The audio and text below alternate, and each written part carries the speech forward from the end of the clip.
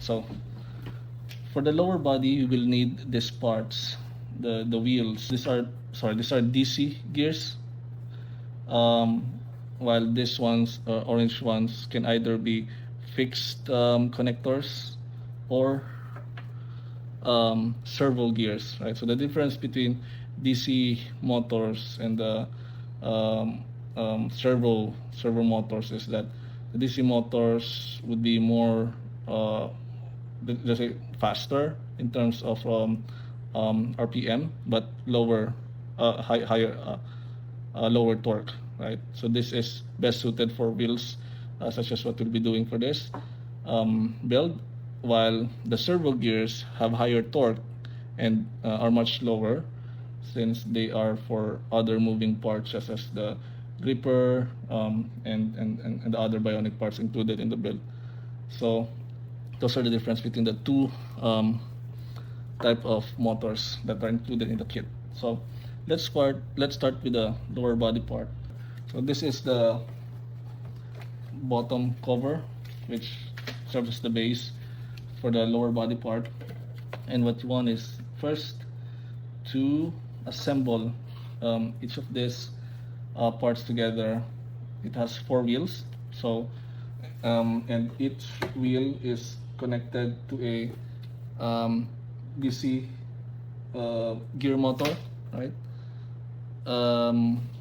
And then each of the gear motor will be connected to a bionic lap connector, like this, to extend it from the base, right?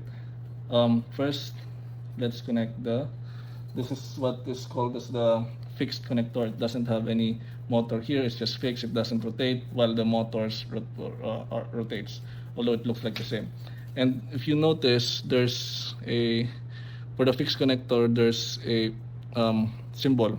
It's either a box or a triangle symbol, like this one. So this indicates that this fixed connector is for the left part, and the other one is the right fixed connector. Right. So let's just assemble each of this. All of them are assembled the same way. So there's a lock icon and unlock. If you can see here, there's a lock and unlock icon here. So if you push it down, so that means you cannot push in the fixed connector right here. You can only push it in if it's unlocked, well, in this position. Right, so now you can slot it here and you can lock it in place if you pull it back in. So that's how most of these parts are getting locked in place, including the motors, which we'll see later. So but before we lock it in place, we need to also add the gear motor, and then there's a slot here which you can put the gear motor in place, and then similarly how you lock it is by just pushing it in place, right? So do the same thing for the other 4.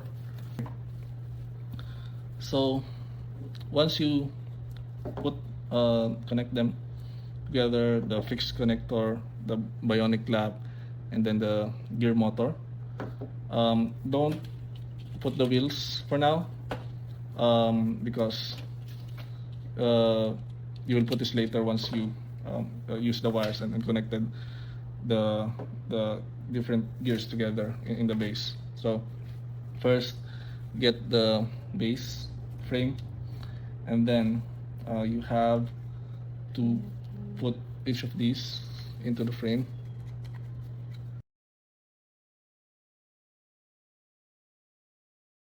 Have most of the lower body now, and then also the holder for the camera module, which you can put here as well. So in the camera connector or slot here, you have the shorter and the longer slot, right? The longer slot will be facing the base frame.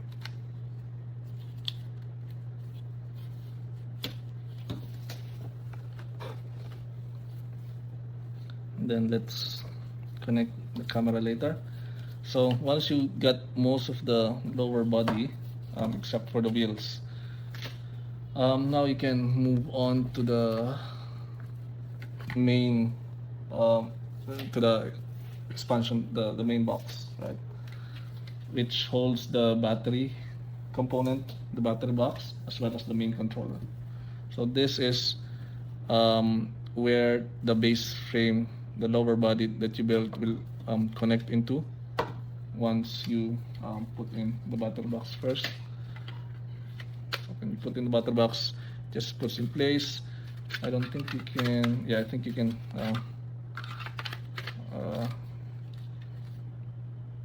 so make sure that the groove here is pointing to the same groove right there, symbol. And also, if you look at the main controller, there's also that small icon right there, so that it corresponds to where you put in the battery, right? So you cannot put it the other way around, so it won't fit in. Okay. But before you put in the main controller or the LCD interface,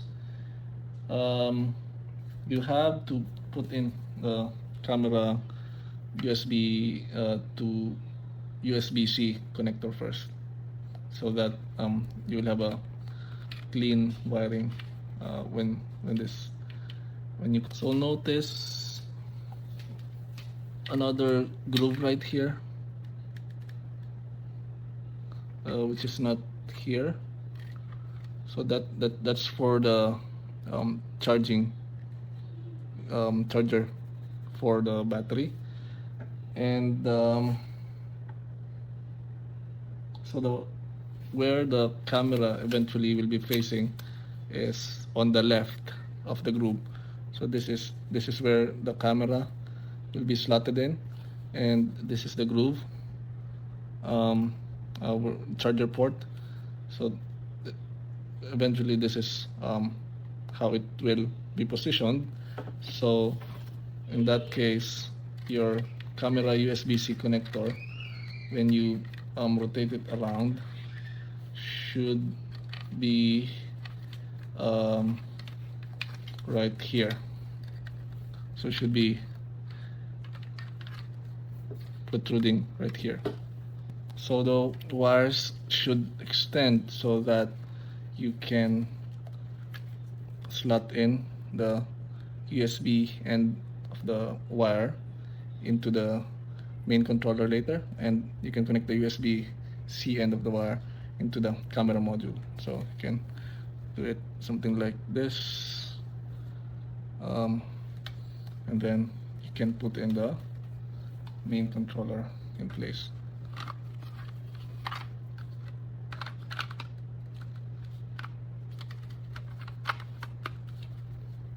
Okay.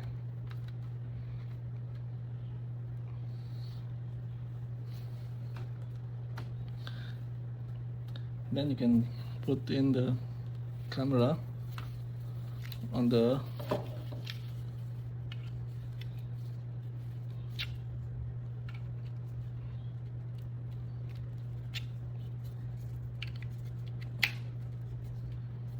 base, and you can merge them together now at this point. Okay, so make sure it's properly connected. Check both sides.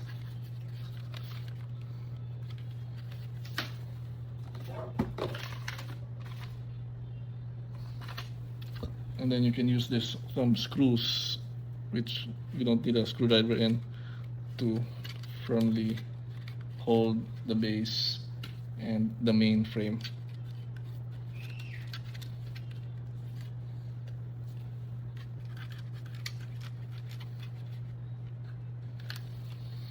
Okay, so the next piece is connecting first the wire for the camera to the main controller, and then of course the camera.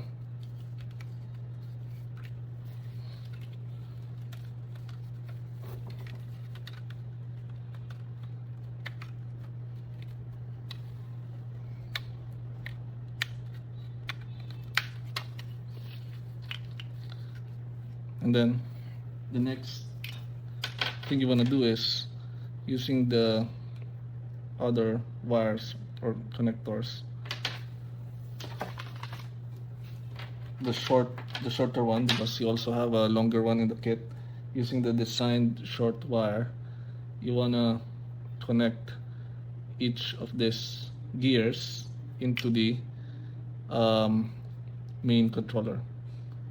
So how it works is each of the different models are supposed to be are pre-programmed to connect to specific ports. So there are 1, 2, 3, 4, 5, 6 ports in the main controller, and each port can hold up to 4 loads. So that's the maximum loads in terms of gears or servos.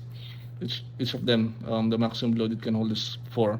But the models have, when you build them, they have to be connected specifically on specific ports. Otherwise, you cannot run that specific model unless you have create a custom program or function that you would be able to indicate which port specifically to use. But in this case, each of these different hip that has gears should connect to a port in the main controller. So first, let's connect this one.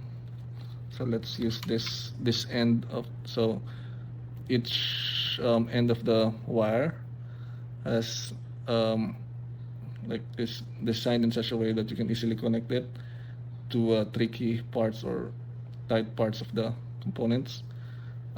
So this end of the wire should go, this is like a hook, should go into the port, while this end of the wire, which looks like a beak, duck beak, should go into the gear. So there's a slot here, you can see it inside this, so you should put it there. So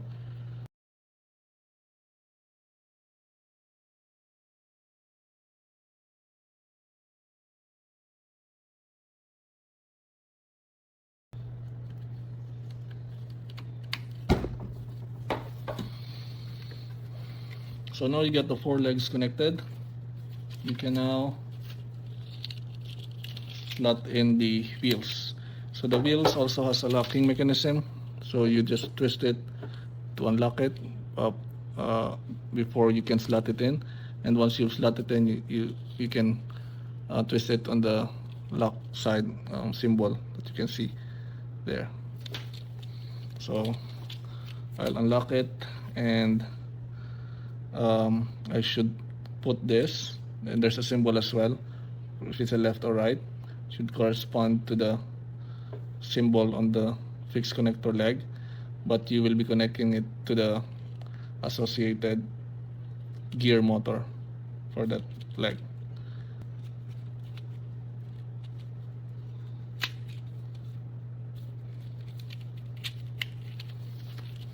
Okay, now that you've connected the lower body and the main frame with the main controller, the last piece that you'll be building is the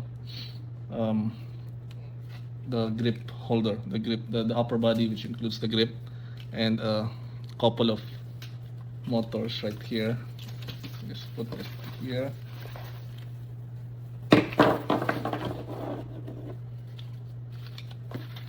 So these are servo motors for the other bionic parts that we'll be adding on the upper body. First is this expansion support to be able to add the grip connector, the bionic arm connector later, and it's as easy as sliding it in the main controller. So make sure you find the right spot right there, and then you have to slide it in all the way. It should click so you can close the frame. Okay. First, get one of the servo motors and then slot it in here, and then lock it in place like so. And then next is to slot in this bionic arm connector, then lock it in, and then similar way you added the legs earlier, the motor for the legs. So the servo motor is also slot in with on this slot, but you have to unlock it first, this particular lock, and then slide it in there, and then slide the lock back in. Okay. Then the next, so this is similar to the bionic lap connector for the legs. You just push this to slot in the servo gear, then slide it in, and then the last gear for the actual grip will be this here, then slide into lock, and then so this is the gripper works similar way. There's a unlock here. So lock and unlock icon here should be unlocked, so you can put it in. Let me just find the glue there, and then lock it in place. Okay, so now you have the upper body. All you need, all things left to do is to wire it up, right? It should connect first to the port number 5, so the extension that the expansion support here, which has the first servo motor, should connect to port number 5. It's in this duck bill, the beak here. You can connect it to the port, make sure it clicks, and connect the other end to the servo motor. Okay, so the next wire should connect the first servo to this is the first servo, which is connected to the port number 5, and the other end of the servo on the side should be connected to this servo motor here on this side. So you're just connecting them serially. As I said, each port can support up to 4 motors or loads. So let's connect this side. Make sure it clicks, and connect it to the next motor.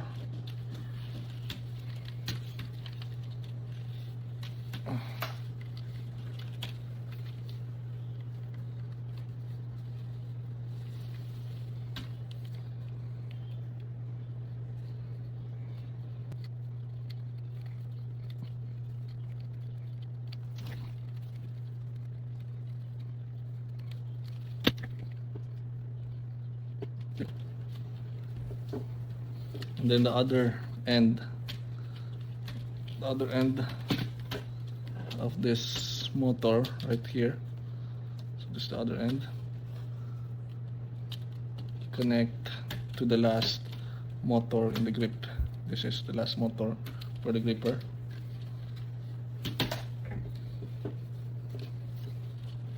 Right here. So these are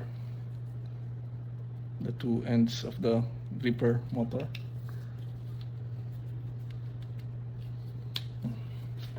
Finally,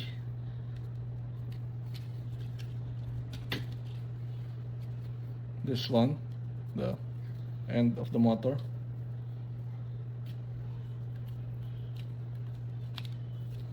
to the gripper.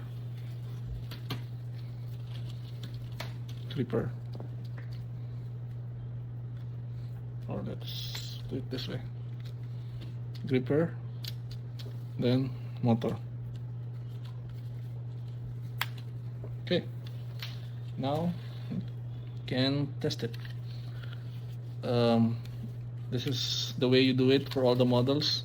Just after you connected it all together, just turn it on, and then it will power up, then show you the interface.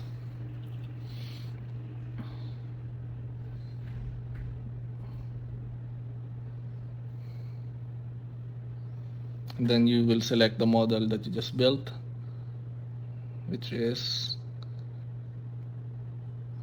the engineer vehicle, and then lets you know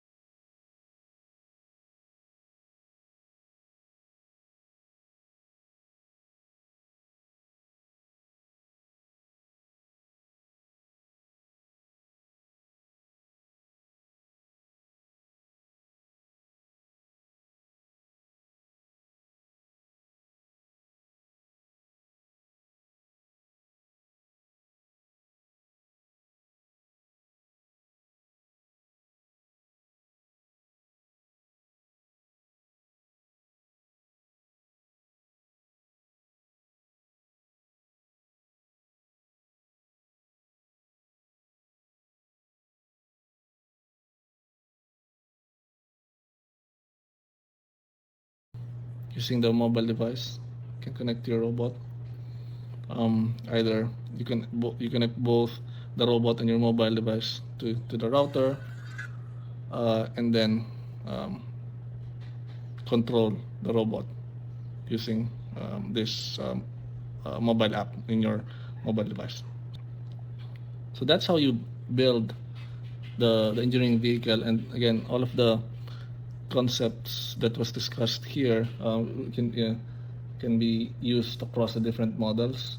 And in the future, hopefully I can also create my own program using the Python SDK that they have in order to create some custom functions for the robot.